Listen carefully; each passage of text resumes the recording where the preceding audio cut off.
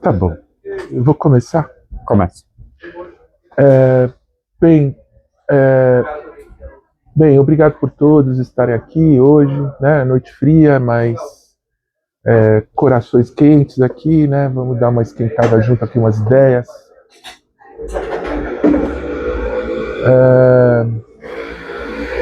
A gente vai conversar um pouco sobre alguns aspectos desse livro interessante do Tiago, né?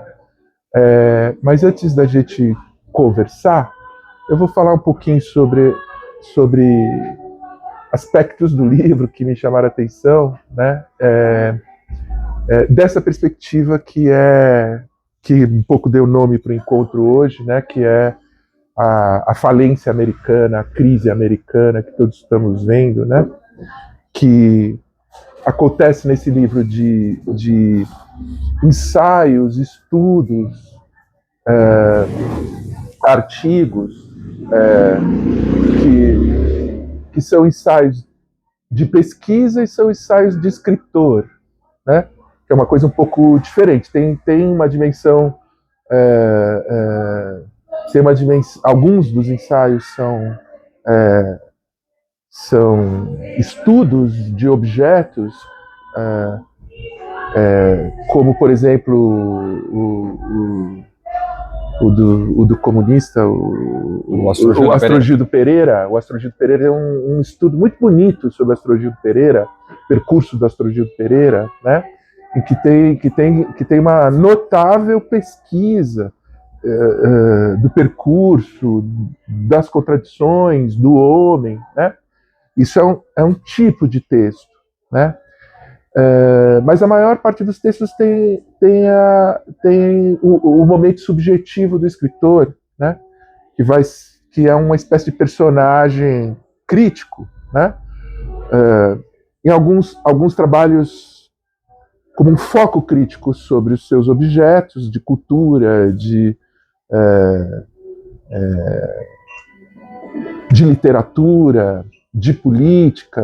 Você tem um sujeito, né? Que vai se construindo, que é uma das características, uma certa dimensão do ensaísmo, né? A existência desse personagem que está no foco, que vai se constituindo junto com a sua perspectiva sobre as coisas, né? E aí tem esses primeiros ensaios que aí fortemente o eu do escritor é parte do problema, que são essas experiências que Tiago teve nos Estados Unidos, né? E que eu acho que essas que a gente vai conversar um pouco mais aqui, embora tenha várias outras pesquisas no livro de estudos e ensaios do Tiago, né? Sobre a nossa situação contemporânea.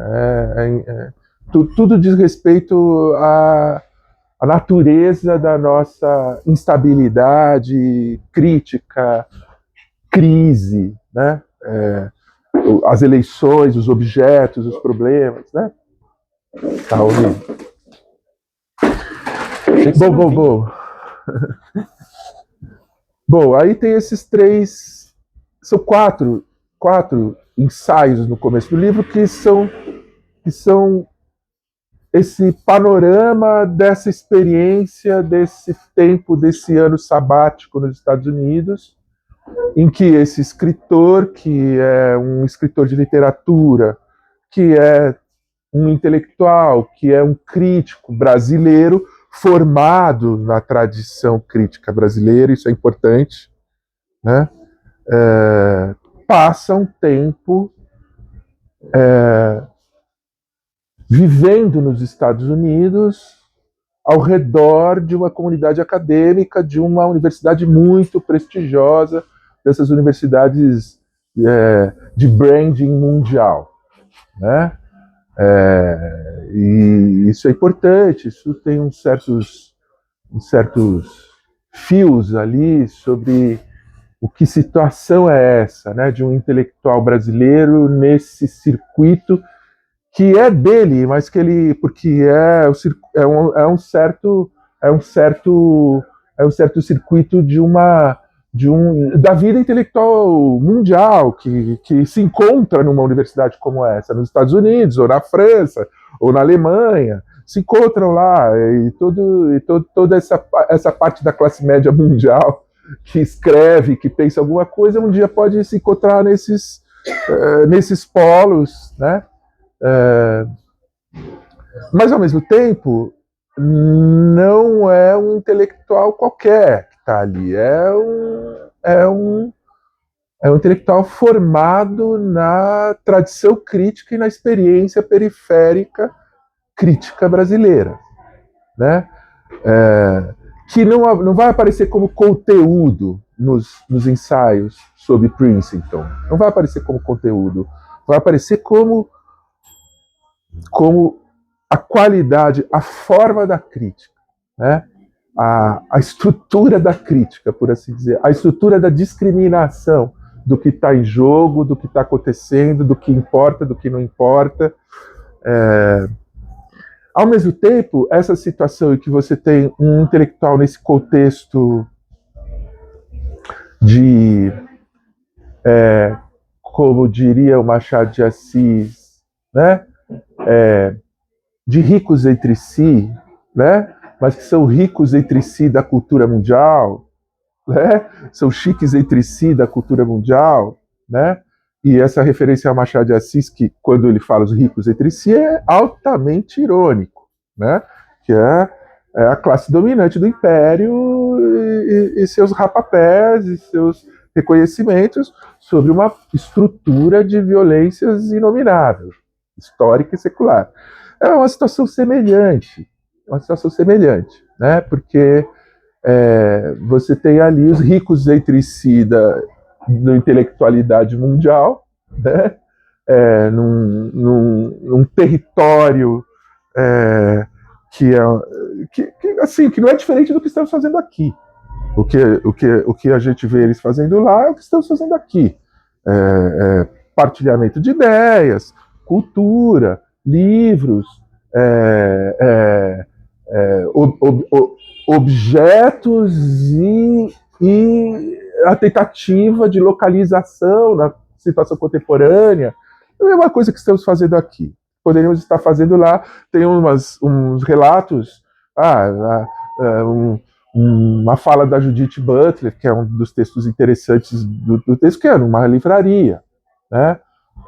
Então, esse nosso território aqui, nacional e periférico, é também esse território aí mundial. É um circuito mundial de cultura e de distinção também. De uma certa classe média mundial, né? Que é também uma classe média mundial culta. Né? Então tem nesses 3 ensaios que abrem o livro, né? Tem essa espécie de estéreo, assim, duplo foco, né? Porque é um intelectual brasileiro, um escritor brasileiro, que também é mundial, no sentido de que faz parte desse circuito, que está nesse lugar que, ao mesmo tempo tem uma continuidade simbólica, ideológica, que é nós aqui que somos cultos e que falamos do Barthes e falamos de não sei quem, que eles também falam, né? E ao mesmo tempo é eles, né? Porque aí também surge um certo um sutil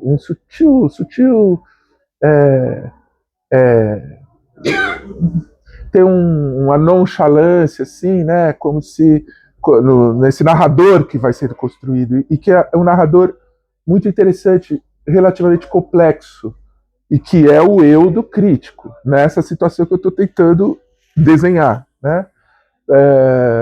Tem uma coisa um pouquinho de tem um tomzinho, não chega a ser difícil definir isso, mas o nosso encantamento com esses fetichismos, né, que é periférico, que é estrutural, né, tipo a grande universidade e tal, tem um tracinho disso por ali que o próprio narrador reconhece e ironiza, né? Ele sabe de que nós ficamos embasbacados quando estamos em Princeton ou quando estamos em Paris, né? Porque isso é efeito, né, da nossa situação periférica. Isso é uma marca da subjetividade periférica. Ao mesmo tempo, essa subjetividade periférica já não é mais periférica, mesmo porque esse centro também já não é mais centro. Né? Tem uma espécie de... esses polos estão se encontrando, né? E isso é uma espécie de...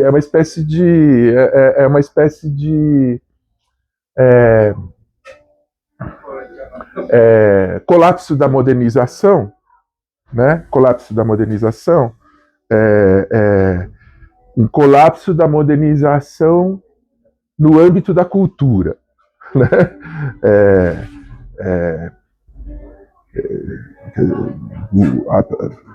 Os problemas do centro são os mesmos da periferia, com variações, com temas diferentes, mas a violência, né? Aí é um outro capítulo, que é o que realmente importa nessa construção relativamente complexa que o Tiago vai fazendo, né?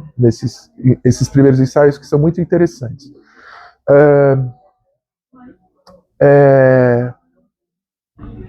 Daí nós temos esse observador dessa situação que eu construí, né? Esse observador vai vivendo experiências que tem algumas hipóteses e alguns pontos de fuga de pesquisa, né?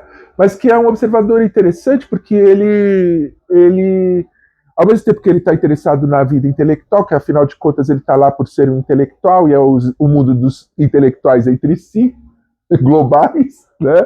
O mundo dos intelectuais entre si, que é uma classe média, né? Uma classe média protegida nessa esfera, que, diga de passagem, é nós, né? Não é, né? Nós, está em todos os lugares, né? Ele está interessado aí como uma espécie de personagem de literatura. Ele está interessado tanto na vida intelectual, se ela desenha alguma coisa significativa para ele, do ponto de vista de um intelectual periférico e crítico, quanto no que é aquilo, a sociedade americana.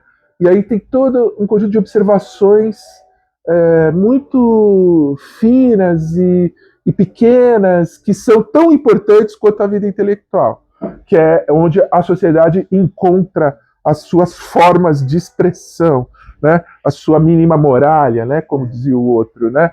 Onde ela imprime a sua lógica, né? Então esse narrador consegue flutuar, né? Entre os problemas do conceito e o que é andar de bicicleta no bairro da Universidade Mundial, que é uma espécie de paraíso, e quando se anda de bicicleta, mas essas coisas não estão planejadas. É um fluxo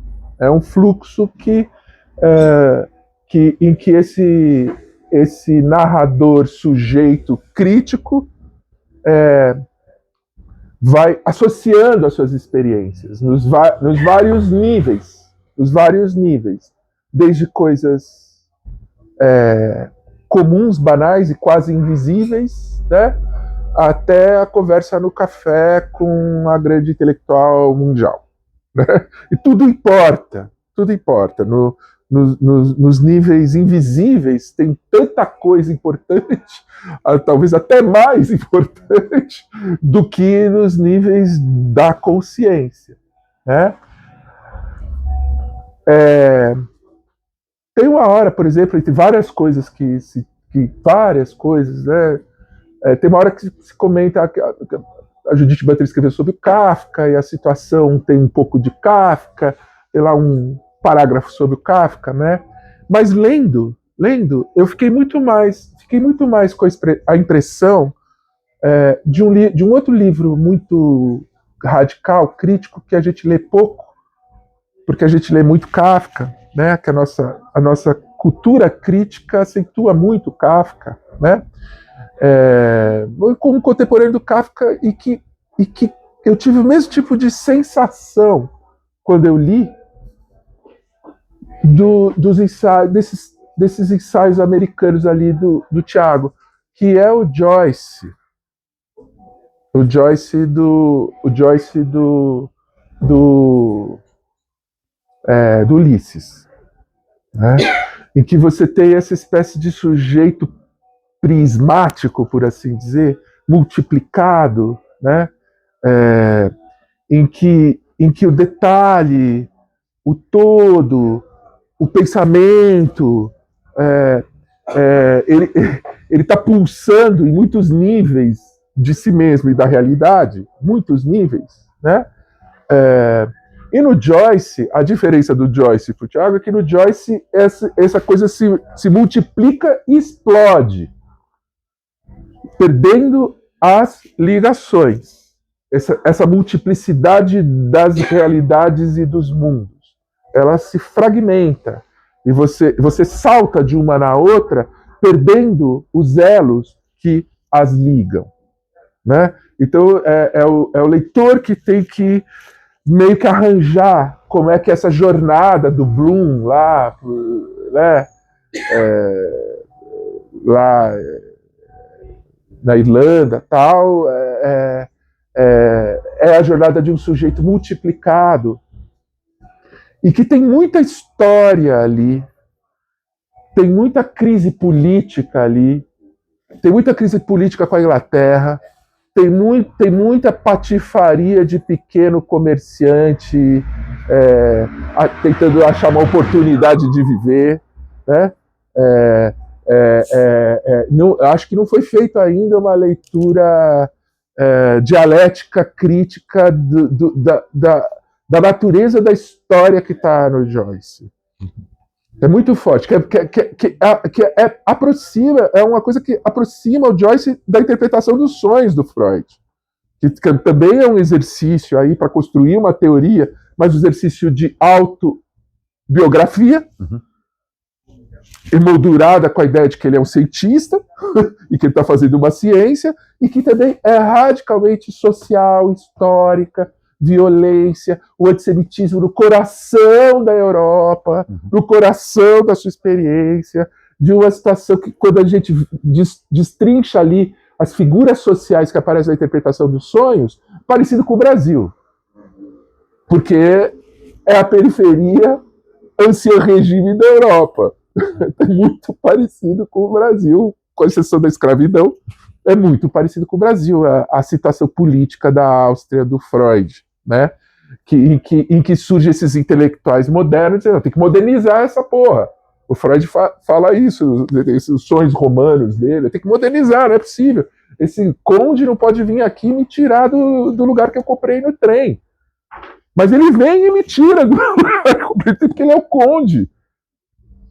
Então é o liberalismo freudiano, né, que é a modernização. Mas em todo caso, esses exercícios do Tiago ali são dessa natureza, de um sujeito multiplicado, né, que está em muitos níveis de realidade e que está tentando manter a unidade de alguma coisa que ele mesmo percebe que parece que já não tem mais unidade.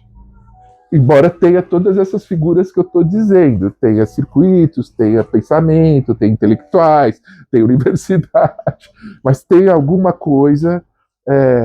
Então, ele é parecido com o Joyce, assim, do ponto de vista da armação do narrador, né? É um narrador em fluxo que está andando. Está andando pela cidade, está andando de bicicleta, está indo nos lugares, e grande parte do que importa são reflexões no meio do caminho. Grande parte do que importa são reflexões no meio do caminho, e no meio do caminho que tem também percepções. quando ele olha, por exemplo, um condomínio de Princeton e ele tem a associação com aquilo ali, mas é uma espécie de prisão e é uma espécie de terror, embora seja perfeito. Ele tem uma desrealização de que esse perfeito aqui parece problemático, inclusive porque ele está demonstrando o tempo todo que essa perfeição está sob ataque de violências que nós não conseguimos conceber, porque são as violências americanas. Aí vem esse momento do texto em que se isola as violências americanas, né? Que é a lógica das violências americanas, como é que você explica para sua filha criança que aquele exercício de que todas as crianças têm que se jogar debaixo de uma mesa e ser protegida e não falarem e ficarem quietos é um exercício para se proteger do próximo massacre que pode ter na escola. E que é uma lei nacional que as crianças têm que fazer esses exercícios de tempos em tempos. Aí você percebe que a perfeição do condomínio está cheio de rachaduras, de pressões, né? E ao contrário, ela faz pressões, porque ela é o sistema ideológico dominante, faz pressões sobre os terrores que ela não integra, né? E essa é a perspectiva do crítico brasileiro. Essa é a perspectiva do crítico brasileiro, formado na nossa história, que nós conhecemos isso muito bem, né? Que nós sabemos perfeitamente que estamos aqui celebrando a civilização e que ali na esquina a polícia está matando um jovem negro. Nós sabemos disso, não temos como escapar disso, né? E a ironia do processo que esse narrador vai construindo nesses textos complexos e belos, não tem excesso de retórica, mas eles têm uma beleza literária, né? Essa situação tem uma beleza literária, uma dimensão lírica, né? A ironia é que ele sabe disso, porque ele sabe disso desde o Brasil. E ele olha esse mundo pacificado americano e fala, não, mas espera aí, como é que vocês ligam a perfeição do condomínio e da universidade mundial, que tem tudo à sua disposição, com as crianças que têm que fazer exercícios porque vão ser massacradas a qualquer momento?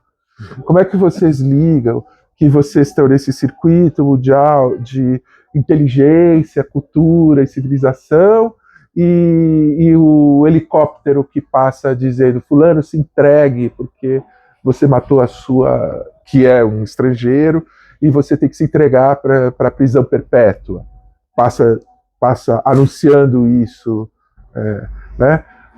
Quer dizer, então, aí tem uma coisa nos textos que é um pouco como é um pouco aquilo que é um pouco parecido com aquilo que a gente vê em alguns filmes do David Lynch, né? Alguns filmes do David Lynch, que tem essa mesma, mas falta para o David Lynch a leitura materialista e mais ampla da história, mas ele tem essa mesma sensação, quer dizer, essa fachada, essa estabilidade, ela existe, ela é real, mas ela está sob pressões alucinadas, gigantescas, né? E a verdade dessa fachada são essas pressões alucinadas, né? Então, isso é muito claro para esse narrador. Ele é muito claro porque ele está formado numa tradição de perceber né, como diz a minha amiga Olgária, né? O barroco do Brasil é isso, né? É construir civilização sobre a violência explícita. Barroco não é luz e sombra. Barroco é Machado de Assis e Academia de Letras e escravidão. Isso é barroco, né? Modernidade e escravidão, né? Então, é muito sensível, é muito fácil para esse narrador ver um mundo craquelando com crises em todos os lugares. E no meio da rua, né? E aí a grande ironia, voltando à grande ironia, que quando ele conversa, então, ele vai conversar com os intelectuais críticos de lá, os intelectuais críticos de lá estão começando a descobrir isso daí. Estão começando a despertar que o seu mundo talvez seja tão terrível quanto a periferia, que eles também sempre acreditaram que fosse o contrário, né? Que do mesmo jeito que nós somos bárbaros e não estamos inscritos no centro produtivo do capitalismo e da cultura e da civilização, somos atrasados, né? Que é o termo que historicamente se construiu para situar a nossa situação, que é uma situação objetiva. Somos atrasados porque somos atrasados em relação ao desenvolvimento do capital.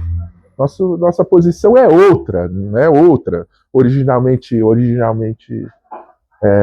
colonial, escravista e atrasado do ponto de vista industrial, né? Do ponto de vista de tudo que implica o capitalismo industrial. Ciência, abstração, iluminismo e liberalismo, tudo que implica o capitalismo. Nós somos atrasados, nós não somos atrasados, nós tivemos nossa função outra no mesmo sistema, né? Só que acontece que o jogo está acelerado e a crise da modernização está chegando lá, e os bacanas e os ricos entre si estão começando a perceber que os seus próprios jogos imaginários de desconstrução e sua própria estrutura de proteção, que é local e mundial, tem alguma coisa na fronteira que é um terror que está invadindo o condomínio. E o condomínio é também a universidade americana. Tudo isso está sutilmente indicado mas está tudo lá. Tudo que eu estou dizendo eu li lá. Li lá com essa forma complexa desse cara que anda de bicicleta em Princeton e que pensa o que vai encontrando no caminho e conversando com algumas das pessoas mais inteligentes do mundo, né? Tidas por mais inteligentes do mundo, né?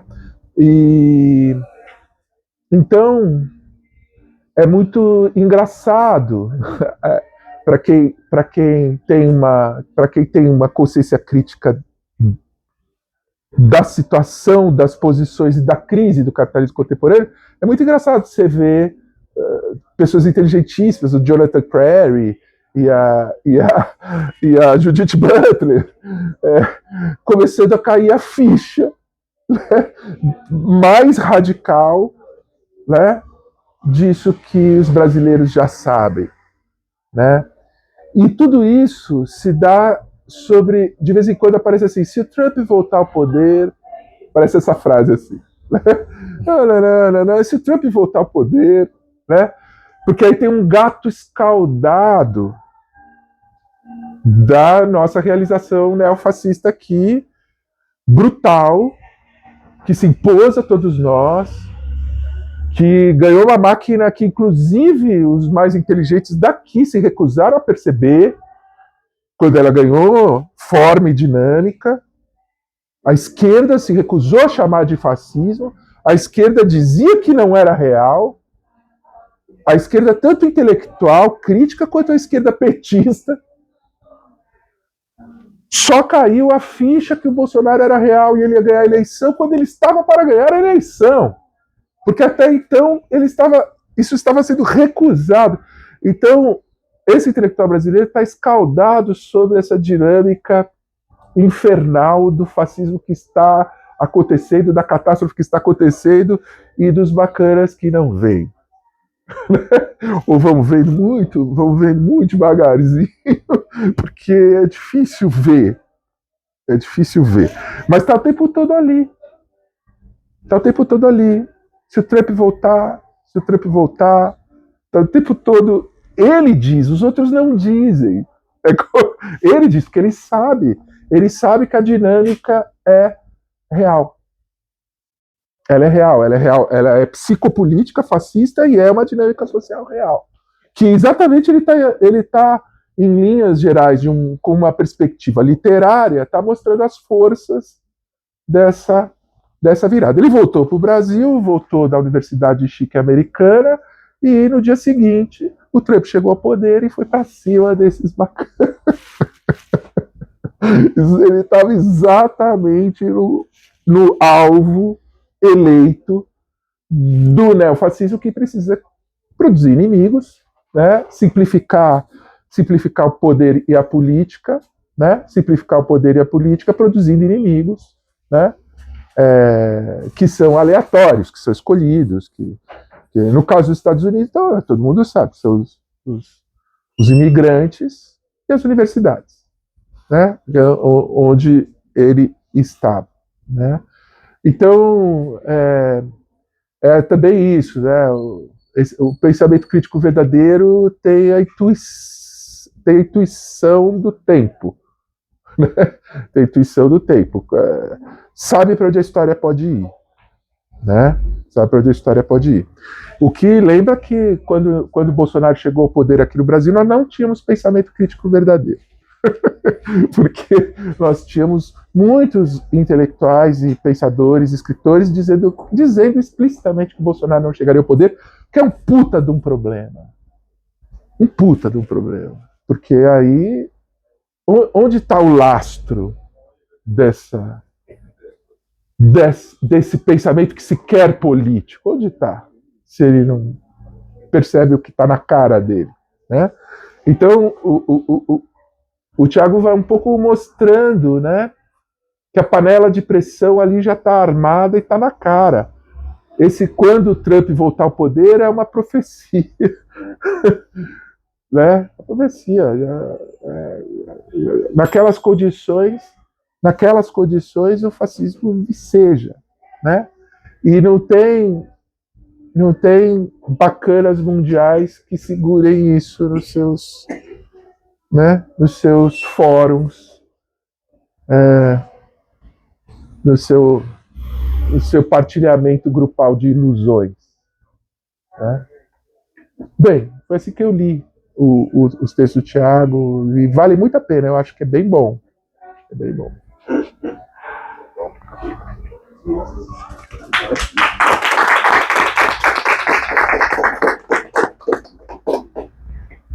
Fala aí um pouco também. Não tem nada pra falar, você Puxa uma cadeira aí. Não, pessoal de papo aí. Vocês têm que falar. Eu já escrevi, ele falou. Ele te comparou com o Joyce. Vou falar mais não comparei, não tem nada a ver com o Joyce. Aí, tá vendo? Estragou. Aí, viu? Pediu pra entrar no papo. O cara estraga, né? Tem nada a ver com o Joyce. Só tem um efeito que eu, quando li, me lembrou coisas que eu vivi quando li o Joyce. Né? É muito diferente. Muito diferente. Né?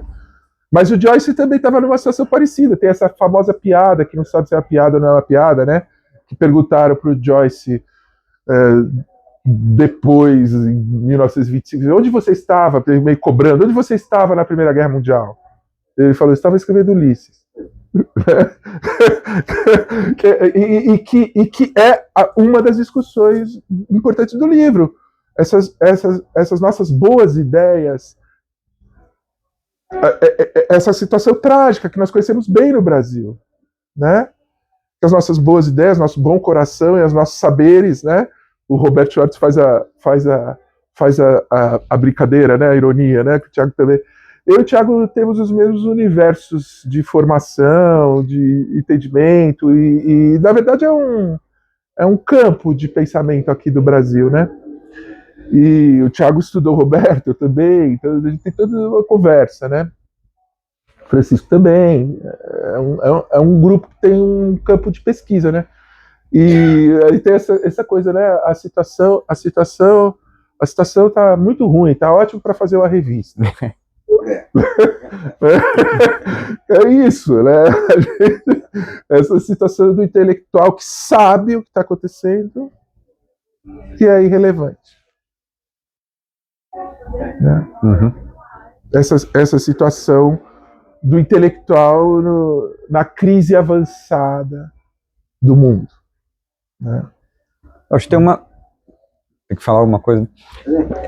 Tem uma dimensão que é formal desses textos, né, desses 3 ensaios, que só depois eu consegui refletir, porque eu imaginei, voltando ao Brasil, produzir o mesmo tipo de experiência e não consegui. Não consegui escrever da mesma forma sobre as coisas daqui. Né? Então, para ficar nas nossas referências, tem alguma coisa das ideias no lugar lá, né, que permitem esse narrador ir caminhando, juntando esses pedaços, esses muitos níveis. Isso, e ter uma questão aí de causa e consequência e articulação do tempo, que é meio que a régua liberal ainda funcionando, que é também o que não permite que as melhores cabeças lá enxerguem que aquilo tudo, na verdade, já está ruindo há pelo menos 20 anos. Né?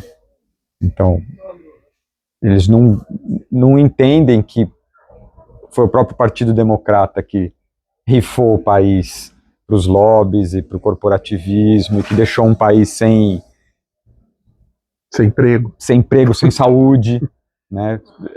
Sem perspectiva, sem representação, né? Em troca de uma certa política de identidades ali que foi muito conveniente para manter o partido vivo por algumas eleições, até que chegou um tal de Bernie Sanders e falou: isso aí tá tudo errado, e a Hillary Clinton não conseguiu dar conta do recado. Mas eu acho que ainda tem as ideias, é o único país talvez onde as ideias ainda se sustentem no lugar de alguma maneira, né?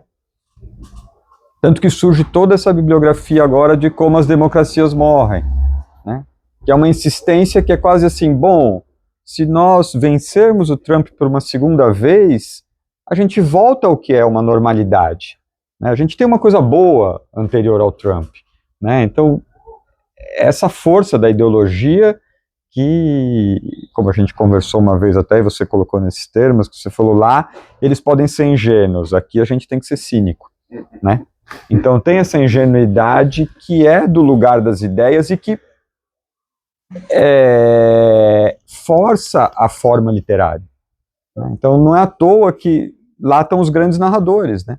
Da literatura, do cinema. Né? Você abre todo dia, você tem N revistas de artigos, a qualquer momento você abre e você lê um artigo maravilhoso sobre qualquer assunto. Né? E aqui parece que as coisas girando em outro modo não permitem, né, esse tipo de narrativa, que é o que o Roberto vai encontrar no Zé de Alencar, né?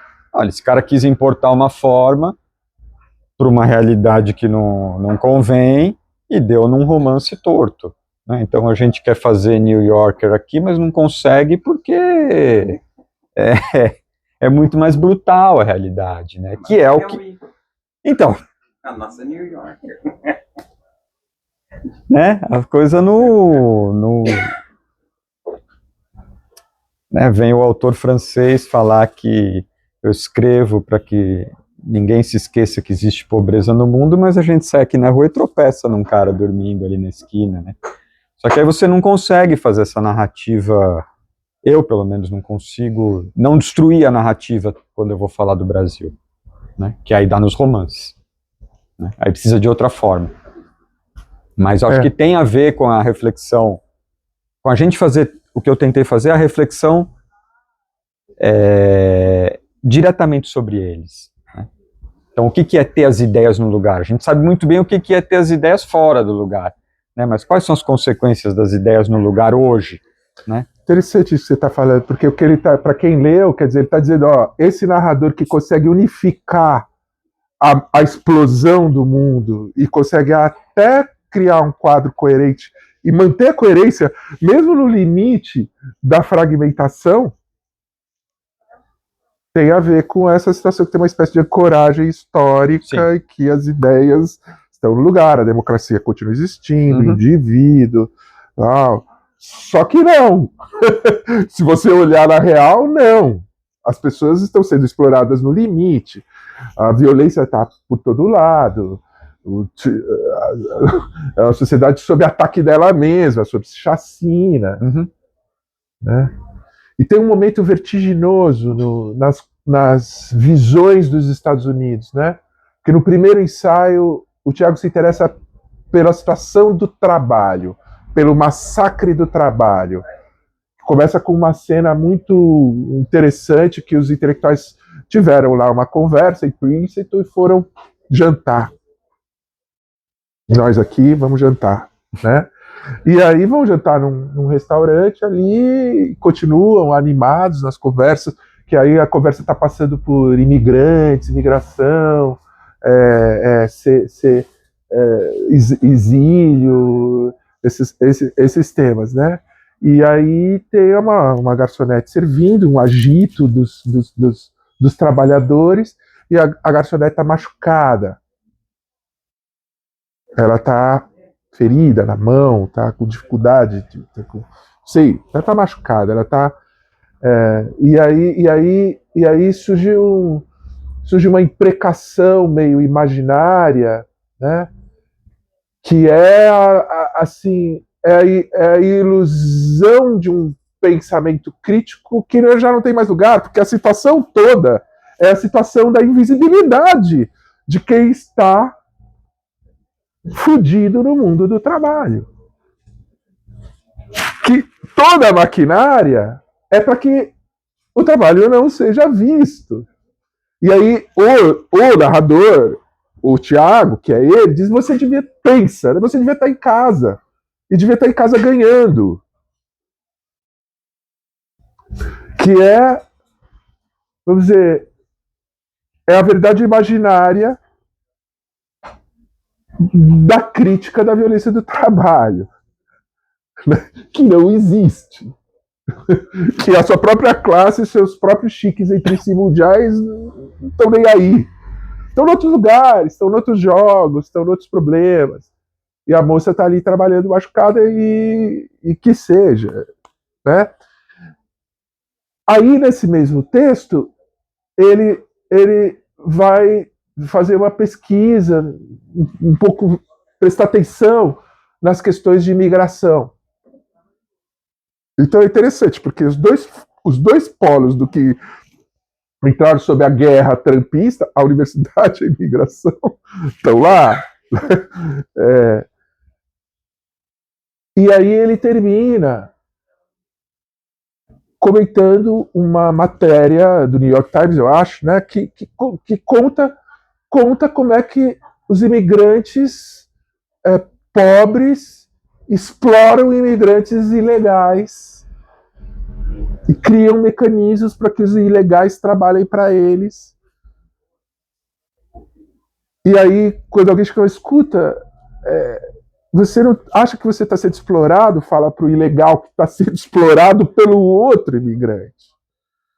E aí o cara fala: mas bem-vindo à realidade. Assim, que é meio assim em todo lugar. Uhum. É meio assim em todo lugar. No Bom Retiro, né? Então. O coreano explora o boliviano, explora o Paraguai. Isso, e o brasileiro explora o boliviano, que é a famosa piada do Woody Allen, né? Do Zelig, né? Eu tenho um problema, doutora, né? Meu irmão me batia. A minha mãe batia no meu irmão e batia em mim. E o meu pai batia na minha mãe e batia no meu irmão e batia em mim. E os vizinhos batiam na gente. Então, bom, enfim, essa máquina de sadismo, que é a vida do trabalho em toda parte, e que os bacanas é nós, né? A gente toma vinho, conversa sobre, né? Sobre o mundo, né? Que é a sacada do Machado de Assis, né? Dos ricos entre si, né? Dos chiques entre si, dos cultos entre si, né? É onde foi parar a cultura crítica, né? São grupos de autoproteção que acreditam que são a consciência do mundo, né? Até chegar um fascista que está ligado a essa violência e dizer, oh, eu não pago mais, vocês parem de falar igualdade, né? Uma das palavras que está na lista de palavras banidas do Trump, da universidade, é igualdade. Se eu falar igualdade, eu não pago, os Estados Unidos não pagam mais para vocês produzirem a tecnologia da próxima bomba. Não paga mais, se vocês falarem igualdade.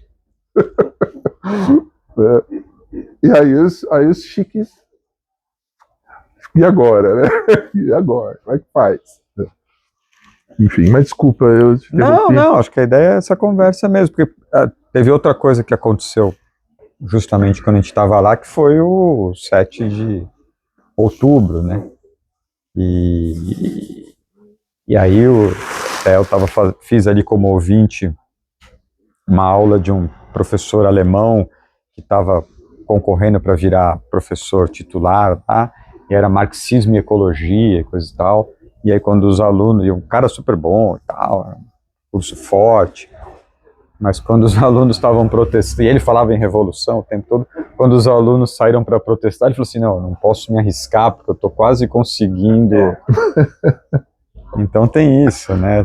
Tem um marxismo de mercadoria ali, que na hora H o cara fala, não, mas não está nada garantido, porque estão indo atrás de quem escreveu o artiguinho sobre Gaza, não sei o que, mandando embora, né? Então, esse momento de falar, não, vou ficar aqui quietinho, que vai passar, pelo jeito não vai, né? E os alunos que são mais espertos perceberam onde estava o negócio, né? Que a universidade, que agora o Trump está cortando as verbas, mas não, peraí, a minha mensalidade vocês estão financiando tecnologia para matar árabe do outro lado do mundo, né? Por isso que tinha força. Aqui quiseram fazer a mesma coisa e não tem essa força porque não tem essa relação do dinheiro, né? Mesmo na Europa, né? A universidade pública, não, agora lá não. O cara fala, pô, eu pago $100 mil para me formar aqui, vocês estão programando bomba, né? Tanto que o Trump fala assim, não, está cortado a verba do Departamento de Defesa com as universidades, é o Departamento de Defesa que precisa dessa tecnologia, né? Ou não, né? Ou já chegou num ponto que o que temos é o bastante para destruir tudo o que queremos e não importa mais. Aí falando um pouco agora, assim, também da coisa do Trump e dos Estados Unidos, uma coisa que me chama a atenção, assim, é que é a nossa dificuldade. Aí tem a ver com o que está acontecendo hoje, agora, no Brasil, né? A gente está aqui, ricos entre si, do mundo, da classe média mundial, da cultura, né? Que flutua sobre o barril de pólvora. E hoje, no Brasil, a gente não consegue ter força política nem consciência para organizar a cobrança de imposto de fintechs, que são bancos, de fundos do agronegócio, de bets. A gente não consegue fazer que esses caras paguem imposto. Porque o Congresso diz que o governo, que quer cobrar imposto das fintechs, bancos de internet, está aumentando o imposto. Está aumentando o imposto das fintechs. Essa frase não, o governo está aumentando o imposto. E as pessoas vão pagar mais imposto. Nós estamos sobre uma guerra de classes que nós estamos completamente desmobilizados. E os caras estão ativamente, porque eles sabem que é eles que vão pagar. E nós não sabemos. A gente sabe, a gente lê o jornal, tá? Mas as pessoas não sabem. As pessoas são capazes de sair na rua e dizer que o governo está aumentando imposto. Como é que nós ficamos? Essa é a consciência da classe trabalhadora. Essa é a luta de classes sem classes, em que só uma classe luta. O Trump e o Musk, e o Trump e sua trupe, sua gangue, são empresários. Empresários mundiais que confundem tanto o governo com seus negócios, quanto o governo com seus caprichos. Capricho de dono de empresa que demite quem quiser quando bem entender. Isso é a lógica do super empresário mundial. Um cafajeste. É uma classe. A classe no poder. É o Trump que é maluco. Não, é um cara que pode chegar no governo e dizer: vou demitir 140 mil funcionários públicos americanos. E os ideólogos porque lá na minha empresa é assim. Eu decido. E foda-se. Mas isso já estava dito e anunciado, né? Os ideólogos do silício, lá que agora a gente começa a descobrir que esses caras existem, né? Ele estava falando isso. Todos empresários. O presidente tem que ser um CEO, porque ele pode mandar sem nenhum tipo de restrição. Os caras estavam vendo isso. Isso, eles ou queriam, seja, né? Um ditador Isso, ele que chama é de um monarca, o empresário. cara, mas nada mesmo. É o dono da empresa. É a lógica do dono da empresa. Sim. Esses são os patrões. Esses são os patrões. É um governo de patrão. A luta de classes está na cara. Exatamente. Só que vindo de cima para baixo e arruinando qualquer um. O que está acontecendo no mundo é que a classe média protegida está entrando no alvo. Por exemplo, as universidades. Porque o trabalho, esse daí já está acontecendo aí. Está mudando o circuito em que o patrão determina vida e morte. Então, o outro lado disso não é o patrão. O outro lado disso é a China. Seja lá o que a China for. Eu não sei. Né? Essa é uma situação engraçada. Né? Os Estados Unidos eram funcionavam como referência, como a Europa, para nós, por exemplo, né? Desde o século XIX. São as referências. A novidade agora é que essas referências elas estão desabando, sumindo mesmo. E a narrativa do diabo conta isso. Né? Eu acho que a única coisa que sobrou das fantasias da globalização, só uma coisa sobrou de verdade, que é a Brazilianization. Mas, a periferia no centro. Está tudo virando Brasil. O mundo está virando um Brasilzão. Menos a China. Os Estados Unidos vão desabando enquanto são isso. Agora a China não. Eles proíbem o fascismo campista, ataca, como o Thales falou, a universidade, os imigrantes, e tem mais um terceiro, que são os museus. A história também está a história e a arte também estão em disputa. E também está cortando dinheiro dos museus, censurando artistas, blá, blá, blá, botando estátua de confederado de volta. Confederado de volta, aquele negócio todo. Mas tudo isso é sinal da decadência. Tudo isso é brasileiro. Claro. Sim, sim. Mas o outro, que não é a nossa referência, né, o outro ele se impõe. A guerra do Trump é contra a China, não é contra a Europa que já está de quadro, ou a periferia. É contra a China, que a gente não sabe o que é. E se a China for a nossa referência, eu não sei o que pode dar, né? Uma espécie de comunismo de Estado, né? Ou de capitalismo de Estado, que tem um ditador, mas o ditador não é o CEO, né? É um partido gigantesco, de um jeito maluco, que incorporou toda a modernidade, tudo que restou da modernidade dentro dele, né? O curso falava que a China estava fazendo o caminho fazendo a história do capitalismo em ritmo chinês, né? Quer dizer, velocidade brutal. Então ia chegar ao colapso logo também. Mas isso ele escreveu nos anos 90, ele errou. Foi o que aconteceu, ao contrário, né? só tem sonho liberal, progresso, desenvolvimento. Isso aqui é na China. E a China não pode ser nossa referência. Então, as ideias fora do lugar estão fora do lugar mesmo. Porque agora não tem mais nem a referência liberal europeia, nem a referência liberal americana. Né? Resta uma coisa que a gente desconhece, que é a China. E acho que falta um termo de comparação para a gente entender o que está acontecendo nos Estados Unidos agora, que é justamente, vamos chamar de fascismo, neofascismo, dessa vez no império que está em derrocada, né? Então foi diferente das outras, do fascismo histórico, que eram os países periféricos, que se organizam para ter a sua chance imperialista, para fazer um Estado forte alinhado com a burguesia nacional, e que a conquista de... Os retardatários, e a conquista de terra era o modelo.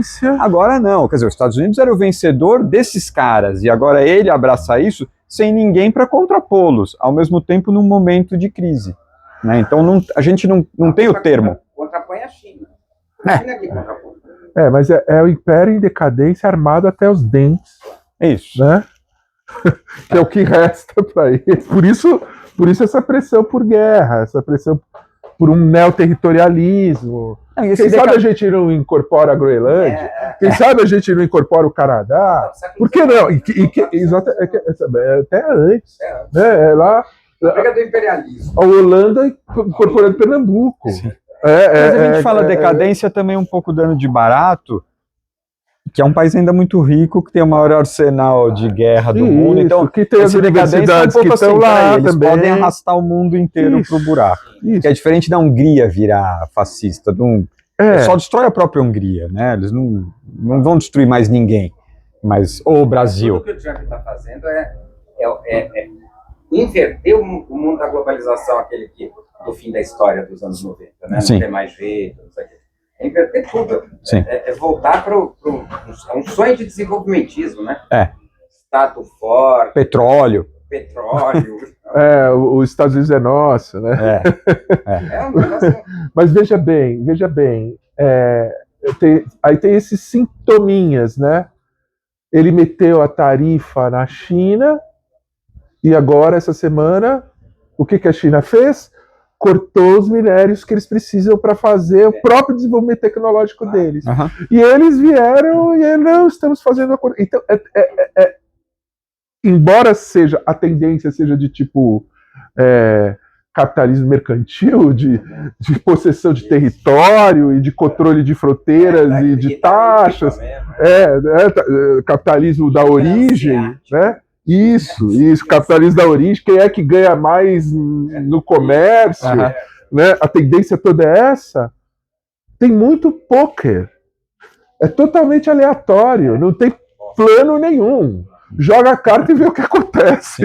Aí todo mundo reclama e tira a carta e joga outra. O que é sinal também de decadência. Mas ao mesmo tempo é delinquente. Esses caras entendem que se governa assim. Decadência e delinquência. Delinquência porque diz que ele manipula também essas tarifas para jogar na bolsa, enriquecer. Não é tão assim. Ele tentou imitar. Isso. Sim, claro. Não é tão assim, coisa de maluco, né? Como. Que aí na América Latina a coisa fica clara, né? Faz na sexta-feira à noite, joga o dinheiro, tira da bolsa, ganha. Segunda-feira todo mundo sabe. Mas é isso. Aí ele tem que voltar no dia seguinte e dizer, não, estamos próximos de um acordo com a China, como se nada tivesse acontecido. Sim. E aí, né, para os bolsonaristas, aí vira tchutchuca da China. A China enquadra. E aí tem acordo, aí não tem mais guerra com a China. Não tem. Vai variando, né, os planos da realidade assim, né? Uma hora é guerra, outra hora é acordo, é tarifa. Estava fazendo acordo jurava que estava fazendo acordo com o Irã. E ontem começou a guerra contra o Irã. Agora hoje falou que ele tinha dado 60 dias e ontem foi o 61º, por isso que pôde atacar. Foi o que ele explicou. Não, é totalmente aleatório, não tem. E que a gente viu aqui, né? No nosso caso degradado, coisa de miliciano, de débil mental miliciano, mas era isso, é um governo aleatório.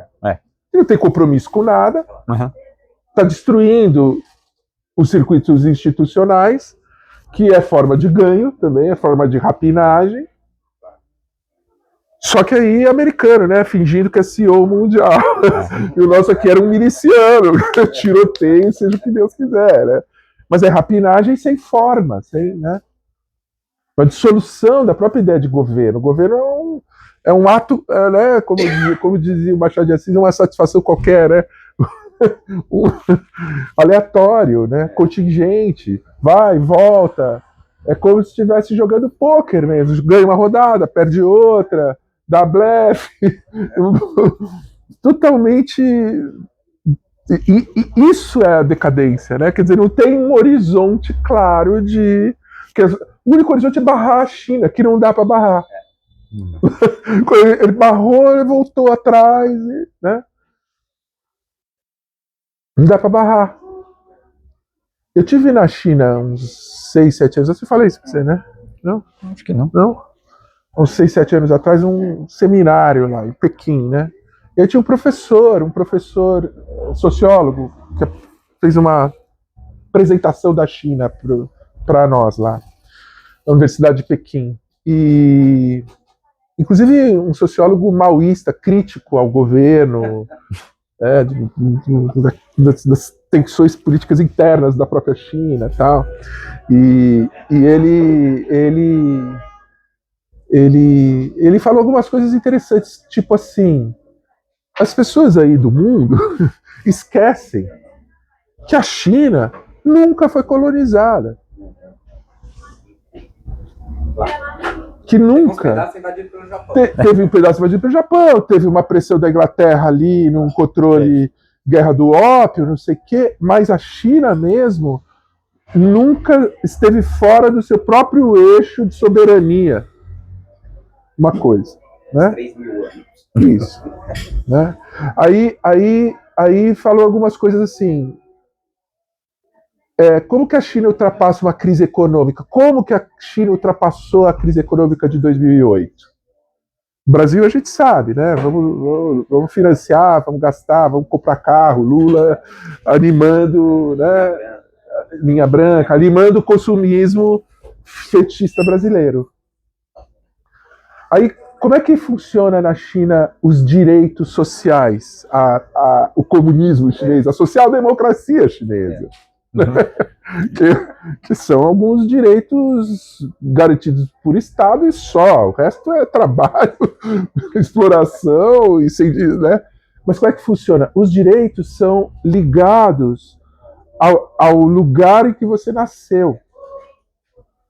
Então, no lugar que você nasceu, lá você tem a carteirinha do lugar que você nasceu, e no lugar que você nasceu, se você nasceu em Goiânia, ou se você nasceu em Exu, em Pernambuco, né? Aquela comunidade em que você... Olha que coisa chinesa, tipo, modo chinês de pensar.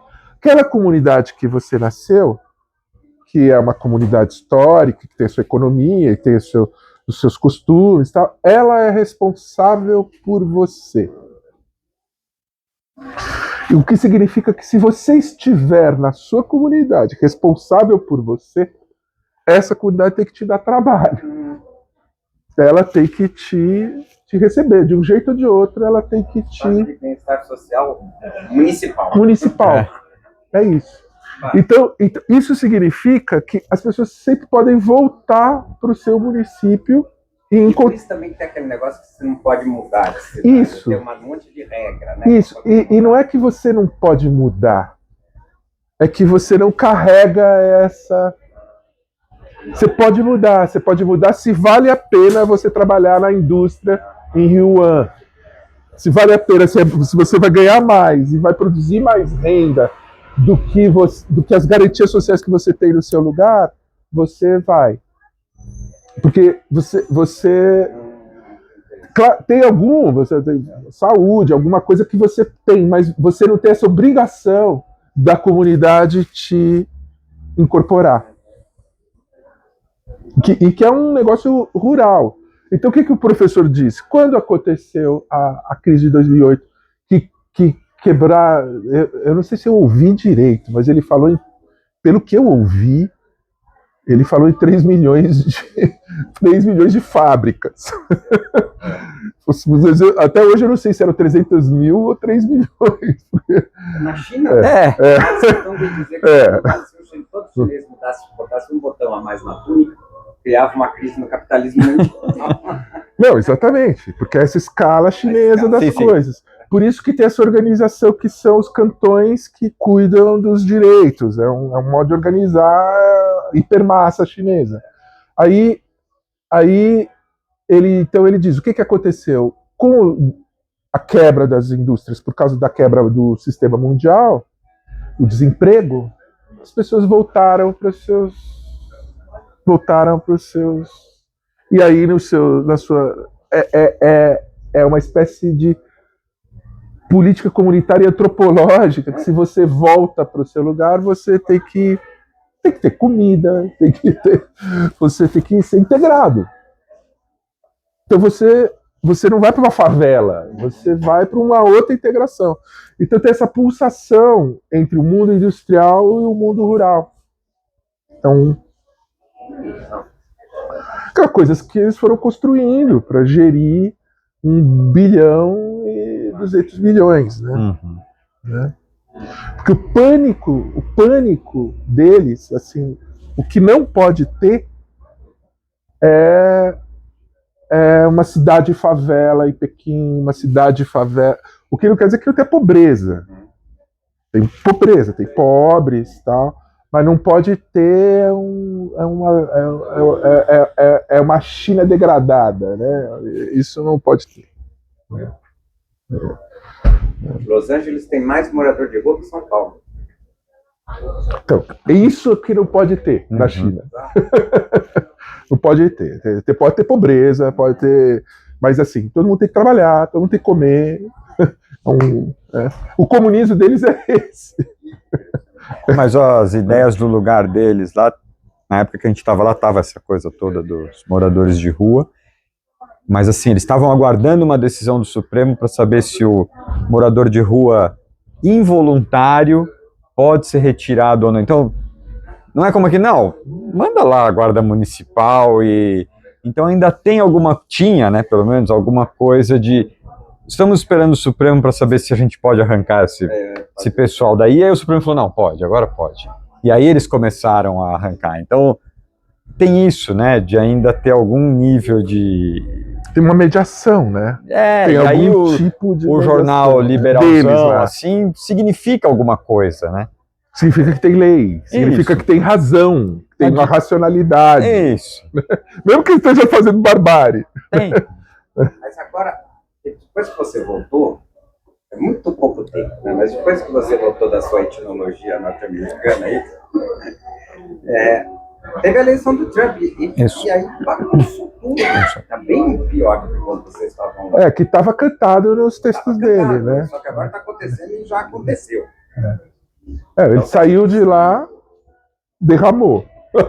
A fervura derramou. Não, mudou, agora é incontrolado, né? Agora é isso, algemaram um senador ontem, você viu? Estão pegando gente na vale rua, tudo, né? Dedo duro, prenderam, uns 15, 20 dias atrás, um mês atrás, prenderam uma juíza. Porque soltaram. Quis proteger um migrante que estava lá no tribunal. E eu vi eu não sei isso, eu vi um crítico árabe, que é um cara muito interessante, que é um crítico político árabe, que pensa a crise do capitalismo e olha do ponto de vista árabe o mundo. É um pouco como se fosse a gente do ponto de vista árabe. Muito interessante. E ele diz, olha, essa polícia de imigração do Trump, diz ele, ela é particular. Isso aí é uma indústria e um negócio em que as pessoas vão ganhar dinheiro por cabeça. Na fronteira já é assim, é uma milícia que toma conta do Texas. Então, porque tudo vai sendo privatizado. Aí você cria uma nova indústria. A indústria da perseguição dos perseguidos, dos eleitos para serem perseguidos. É o novo faroeste, só que no lugar dos índios estão os deserdados do mundo inteiro. Lembra daquela cena? Essa imagem tem lá no seu texto, Faroeste, né? O Big Country e o Faroeste. Frontier Man. Aquela massa de imigrantes atravessando a pé a América Central, para ir para o México, para chegar na fronteira dos Estados Unidos. É como se fosse um filme de zumbi, né? Aqueles zumbis correndo para chegar lá, para ir para lugar nenhum, né? Mas veja que interessante o que a gente está falando aqui a partir dos seus textos. Esses americanos, esses intelectuais críticos americanos, eles vão ser obrigados a ter um pensamento mundial. Eles vão ter que ser obrigados, eles vão ter que ser obrigados, exatamente, eles vão ter obrigados a ter a nossa perspectiva das coisas, porque eles estão sendo colocados no nosso lugar de experiência, de terror, né? O Brasil sabe que não tem como imitar os Estados Unidos, é copiar. Mas os Estados Unidos, involuntariamente, estão copiando o Brasil. Vocês viram aquele filme daquele... Como é que chama aquele cineasta chinês? Fantástico, que...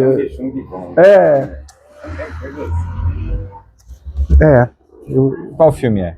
O filme da comunidade que está ao redor do Rio Amarelo, onde os caras estão construindo...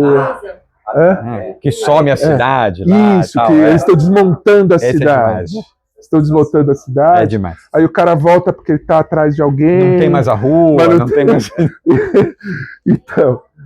Então, do ponto de vista do trabalho, é isso. Ali são miseráveis que estão desmontando a cidade para vender tijolo, vender privada, E o trabalho ali é esse, na pobreza chinesa.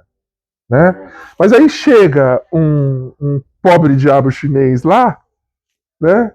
Que está em busca de alguma coisa do passado e tal, chega lá. Aí é aquela coisa oriental, que é chinesa, que é indiana. Os pobres e miseráveis, os caras são operariados ali destruindo a cidade, eles dormem tudo numa casa, não tem registro burguês. Isso não tem registro burguês. Eles dormem um debaixo da mesa, outro em cima da mesa e tal. E é uma comunidade de proteção. O cara chega lá procurando um negócio. Você viu a fulana, Betrana? Eu não vi, né? Há muito tempo que ela não aparece por macarrão, aqui. Né? Já oferece um macarrão. O cara fala, eu tô procurando. Fica aí. Fica aí, trabalha aí. Tem uma marmita, entra aí. E o cara fica, tem um debaixo da mesa e um macarrão para ele. Isso é chinês. Isso me lembrou o início da livraria. Assim, as pessoas foram trabalhando, no início era só eu, né? Eu que montei as estantes, aí vinha alguém, pega essa caixa aqui para mim, traga essa caixa. Aí a comunidade participou. Aí foi aumentando. Então todo mundo que trabalha aqui na livraria chegou assim. Não teve nenhum que veio. Podia até estar com o currículo na mão e falou assim, não, peraí, vamos me ajudar antes. Me ajuda aqui, vai lá. Aí vamos lá no sebo. Aí buscar coisas. E sempre precisando. Até hoje chega aqui alguém e falou assim, olha, chegou aqui, por exemplo, semana passada, um engenheiro, acabou de se formar, mas trabalhou com livraria e tal, gosta, né? Assim, e você consegue carregar algumas caixas? E varrer, você consegue varrer? Então vamos lá que eu tenho... Pois é, a China tem essa... Esse é o comunismo chinês. Que é uma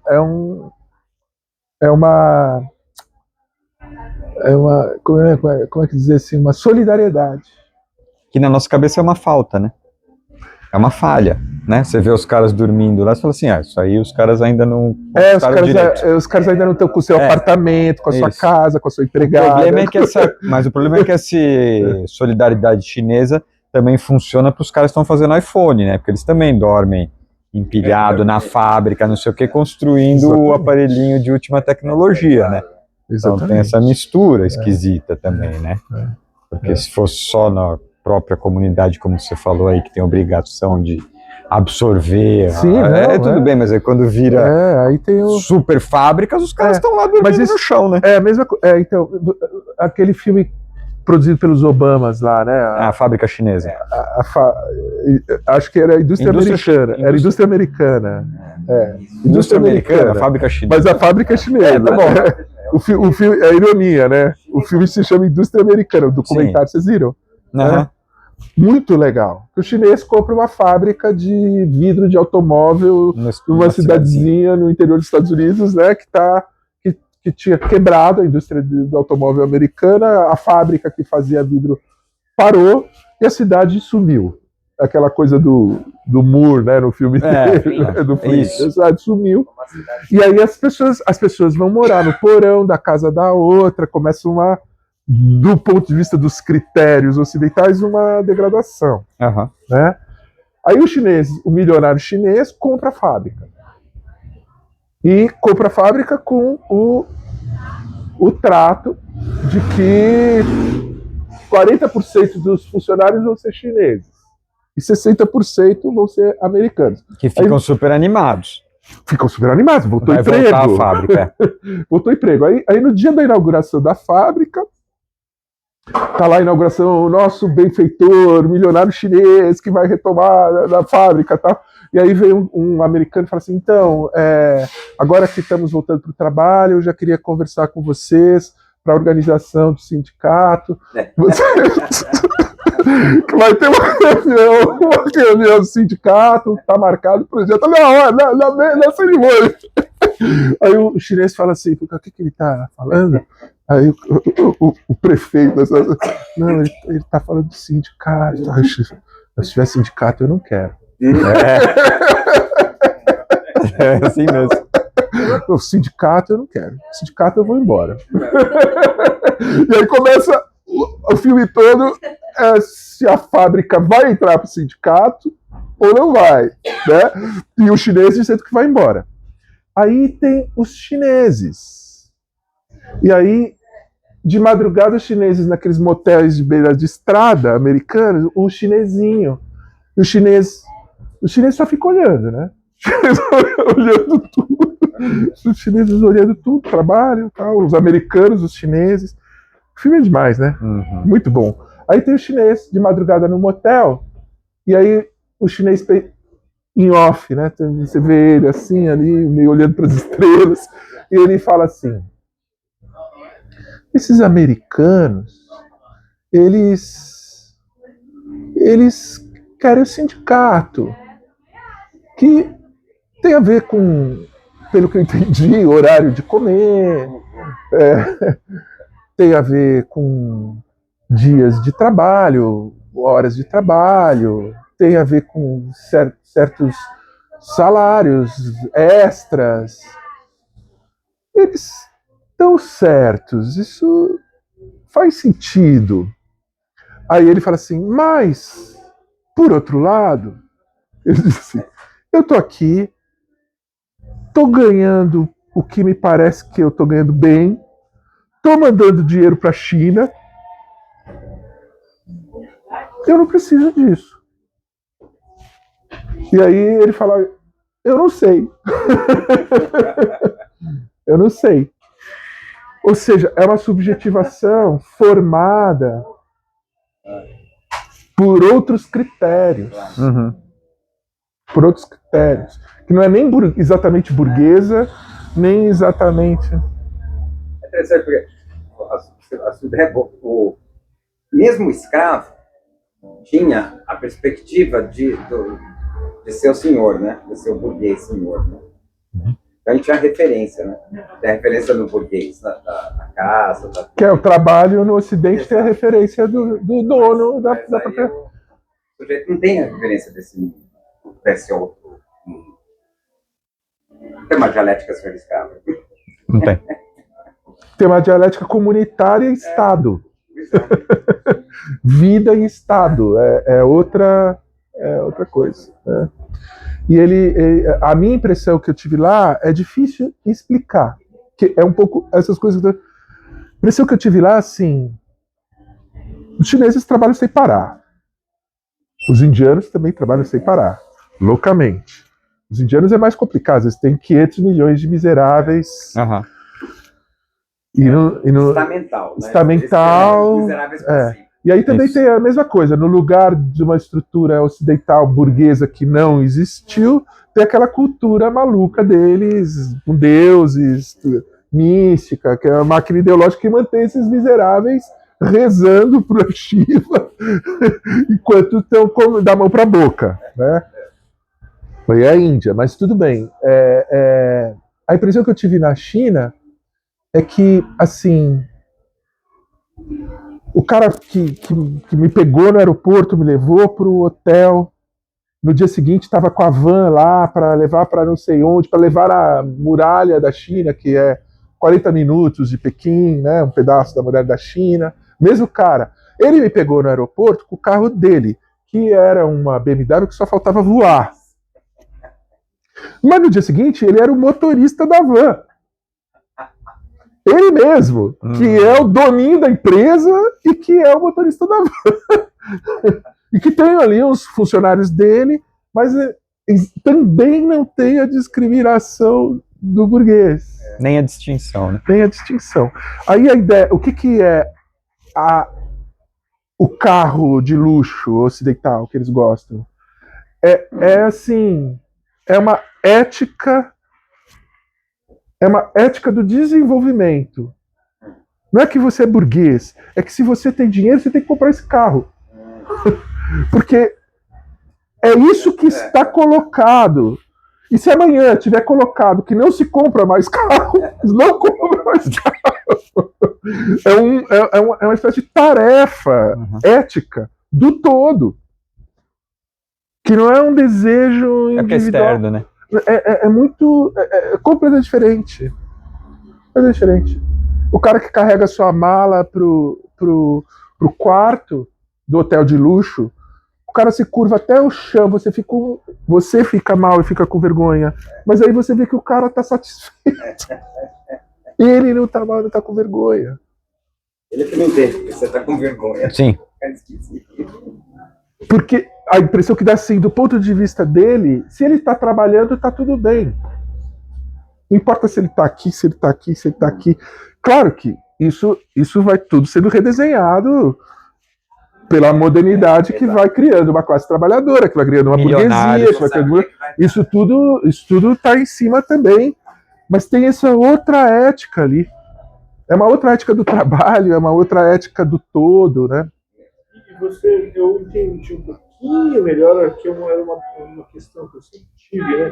As pastelarias de São Paulo, de Minas, que os donos são chineses. O tempo, mas aí eu virei isso também, né? 7 da manhã eu tô aqui. Aí antes eu via, 7 da manhã tá abrindo, 10 da noite tá fechando. No outro dia, 10 da manhã tá abrindo. E ele ri nem chora, tá lá abrindo, fechando e recebendo dinheiro. Sim. Enfim, segue a sua vida. Claro, eu estou falando de uma perspectiva bastante alheia à vida dele, né? Só um machismo aqui de olhar. Eu consigo ver. Exatamente o que você está falando. Abrir e fechar, fazer a vida. Então, no mesmo lugar, eu lembro, lá da minha cidade, Poços de Caldas, ele era mais ou menos jovem, agora é um senhor, de barba branca, tinha uma barba bem rala branca, continua na pastelaria fazendo pastel. Interessante essa relação. Não, é uma outra subjetivação política, né? Agora, interessante, eu vivi mais com aquela relação do trabalho do árabe comerciante. Então ele sempre está ali no tamborete também, mas ele sempre está desfrutando daquele ambiente com chá, com cigarro, mas sempre em conversa. Com muitas conversas, mas ali no tamborete, que é o lugar que ele se sente sentadinho vendendo. E aí quando vinha alguém, conversava. E apagando a saudade dos filhos. E aí é interessante a solidariedade também. Quando alguém precisava de recursos, ia nele, imensa comunidade, ele ia ajudar generosamente. Então, quando alguém precisava viajar ou vir, eu estou falando de um senhor em especial, que foi casado com a filha dele. Então, aprendi bastante. Então, quando alguém precisava de alguma coisa, ele não falava bem para ajudar. E aí falava em árabe e tal, e ele ajudava, pagava uma passagem de ida ou vinda, tratamento médico, a insulina de alguém. Nossa, um sujeito que acabou de chegar e não sabia português, todos, é sempre ali no começo. Depois eu descobri que eram muitas outras lojas. Não era só aquela loja. Tem uma O assunto étnico, que aliás é outra questão, afinal. Nós estamos falando de luta de classes, das diferenças com a China, do escapamento dos Estados Unidos, tá bom. E parece que a única voz negativa que aparece, que fala, é a dos tais identitários. Que você não quis falar naquele conversa lá, besta com o Christian. Você não quis, você fez uma referência lá e tal. Mas só esses restam. Só eles falam. O Trump, o Trump agora os elegeu, né? O pessoal dos movimentos identitários, da sexualidade, os LGBT, escolheu como inimigos. Assumiu que são os grandes inimigos e eles têm mais medo deles do que o resto. O resto não. Isso você viu lá, e isso é forte aqui. É forte aqui. Isso vai. Não estou falando da não quero falar sobre a justiça que se reclama, que é óbvio, que é necessário, civilizado, necessário, justo. Mas isso estabelece uma negatividade em relação a tudo isso que nós estamos falando? Não. Está longe disso. Não.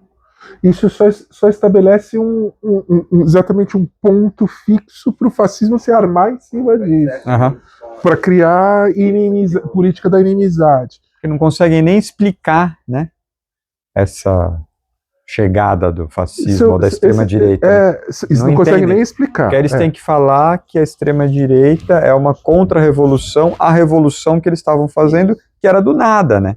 Que era um empoderamento É um empoderamento no interior do mercado. Que é só respeito liberal. A eu poder ser como eu sou. E são políticas de grupos, né? Não são políticas estruturais em relação à máquina produtiva do poder. Isso está fora de discussão. E é claramente uma... Se você vê aqui e ali as entrevistas, as pessoas falando, ocupar espaço, né? Temos que ocupar essa instituição. A representação. Não tem que derrubar a Academia Brasileira de Letras, tem que ocupar. Tem que ter uma mulher então lá. Você tem que ter. Manter para poder ter. Para poder vir. O Júlio Oliveira falava isso. Garantir que 20% se salve e deixar que os outros 80% se explodam. Mas nem 20% está se salvando. É isso. Eu estava lendo o livrinho que eu acho... Não gosto, mas respeitável, daquela educadora das comunidades negras, a coisa do amor, tal, que fez muito efeito aqui sobre os jovens, tal, chamada Bell Hooks. Que é uma educadora, uma pedagoga do amor, do respeito, que tem uma perspectiva comunitária. E ela diz, ela começa o livro dizendo assim, essas políticas de representação e de ocupação de espaço que produziram legislação nos anos 70, nos anos 80, que deu no Obama presidente, né? Toda essa política. Ela diz assim, essa política, o que ela criou? Ela escrevendo dos anos 2000, 2010. Ela criou uma classe média negra. Lá. Criou uma classe média negra como a classe média branca. E que é isso. Essa política é uma política para criar que um setor da classe média seja negra. Aí ela diz, a gente tem que admitir, nós que fizemos essa política, de que as comunidades, os guetos, os bairros, o trabalho, a violência continua toda lá, e milhões continuam lá. E essa política não riscou essa realidade. E que nós, que viramos a classe média negra, não vamos mais lá. Também vamos para Princeton. Sim. Não vamos mais lá. Sim, sim. Então, é isso, você vai entrando na ordem burguesa. Como é que isso vai mudar alguma coisa? Eu não tenho dúvida, esse que é o assustador.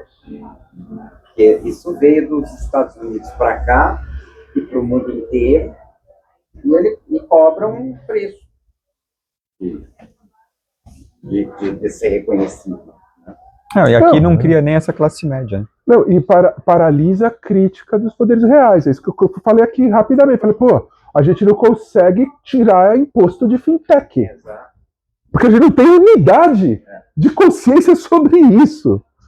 O que é do interesse de todos.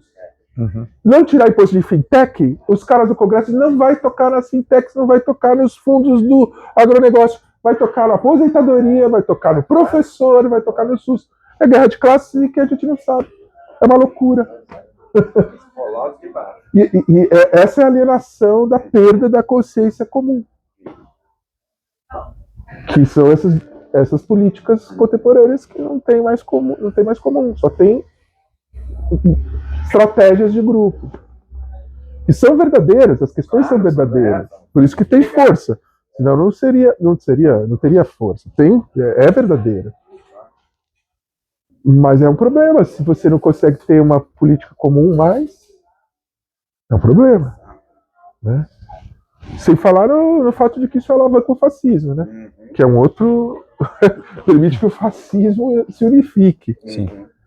Grupo por grupo, é isso. Grupo por grupo é nós. O Trump fala isso. Grupo por grupo é nós. Agora o Trump diz que os brancos estão sendo perseguidos. Isso, eles são as minorias. As minorias são perseguidas. Coitadinhos. Enfim, continuamos o nosso...